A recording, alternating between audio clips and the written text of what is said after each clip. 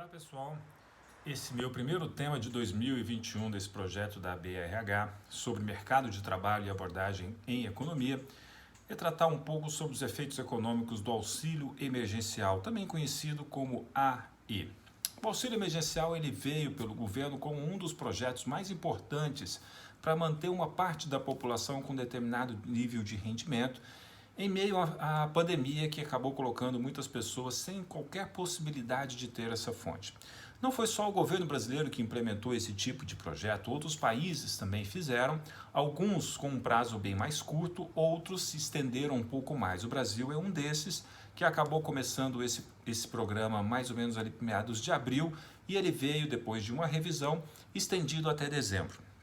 Em dezembro do ano passado, de 2020, então, ficou cogitado que acabaria qualquer transferência nessa modalidade pelo governo federal aos trabalhadores. Bom, isso, primeiro, lá atrás, representou sim um impacto muito positivo para a economia, foi muito importante para principalmente manter aquecidas as vendas do comércio, manter as famílias com algum determinado nível de rendimento. Tanto é que a gente viu durante o ano de 2020, a despeito da desaceleração econômica, aumento da inflação de alimentos. Boa parte da população com renda mais baixa continuou consumindo em meio à crise, em meio a uma indústria que parou de produzir por alguns meses e gerou um desequilíbrio. Bom, esse efeito positivo que aconteceu em 2020 agora se torna um efeito negativo. Nós estamos falando mais ou menos de 41% dos domicílios do Brasil que em dezembro ainda recebiam esse auxílio. É claro, o rendimento era muito baixo. Na média, nós estamos falando de R$ 558. Só que alguns estados brasileiros, como por exemplo o Amapá, recebia 70% dos domicílios recebiam esse tipo de auxílio. E isso fazia diferença sim no rendimento médio das famílias, que era muito baixo. Bom, o desafio que se coloca agora, principalmente nesse primeiro trimestre para a economia brasileira, é como enfrentar o fim desse auxílio emergencial que vai afetar essas famílias e mais, em meio a um cenário em que nem toda a economia voltou. A indústria apresenta números muito positivos, as contratações já completam 5 meses consecutivos, o mês de novembro, para a carteira assinada foi muito positivo para o Brasil, mas nós não teremos condições de absorver 12 milhões de pessoas que saíram da força de trabalho no espaço de um ano.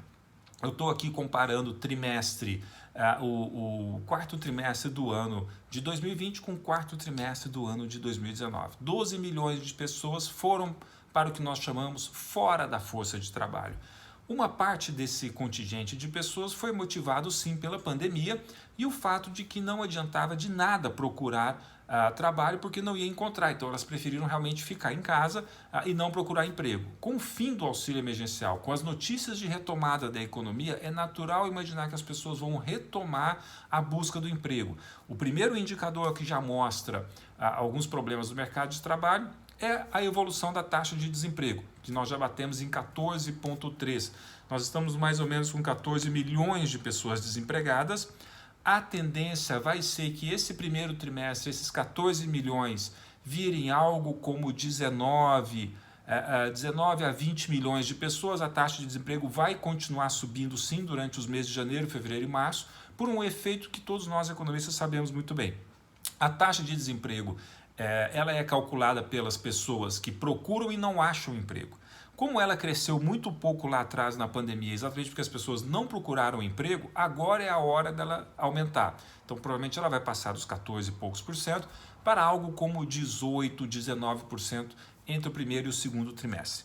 E o que o governo pode fazer do ponto de vista econômico para mitigar um pouco esses efeitos? Bom, nós estamos diante de um processo de crescimento rápido e acelerado de um segmento muito importante que contrata, que é a construção civil.